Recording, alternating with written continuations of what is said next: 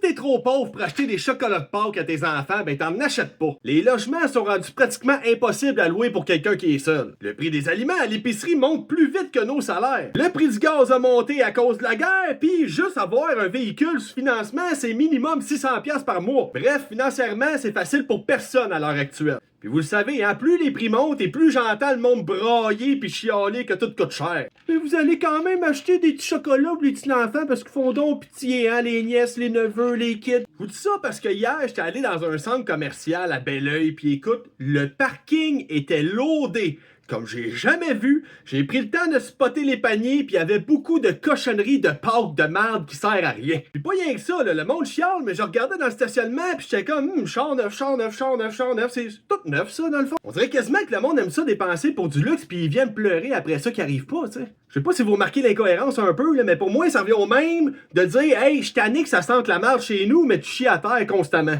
Si tout est rendu si cher que ça, voulez-vous bien dire pourquoi je me disais faudrait que je perde du poids tellement que j'étais coincé dans les allées, dans le Canadian Tire, les Sport Expert, Ikea, tout ça? Là, vous allez me dire, ben oui, mais t'es allé magasiner toi aussi, Tommy? Ben ouais, j'étais allé. Moi, dans les 2 dernières années, j'en ai arraché financièrement, ok? J'étais cassé, ben raide. Fait qu'est-ce qu'on a fait? On a coupé partout. Plus de resto, plus de sorties, plus de nouveaux linges, plus de coiffeuses, plus rien, là. Pas de coco Pâques surtout, là. Mais cette année, après 2 ans de sacrifice ultime au niveau financier, ben, je commence à respirer. Je me suis fait un budget que je respecte. J'ai éclairé mes dettes, puis là, ça va super bien. Dès que je reçois ma paye, moi, je paye tous les essentiels tout de suite.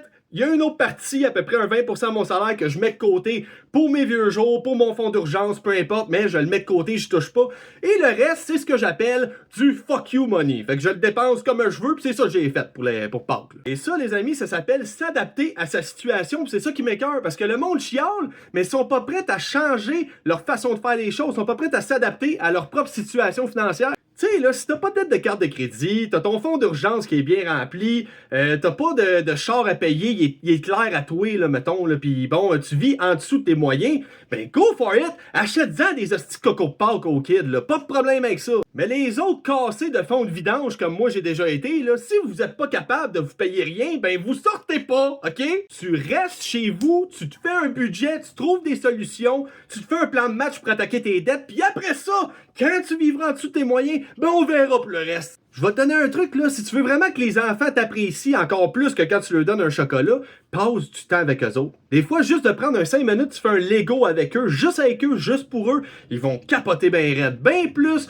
que de se foutre dans la bouche un morceau brun plein de sucre, esti en forme de lapin.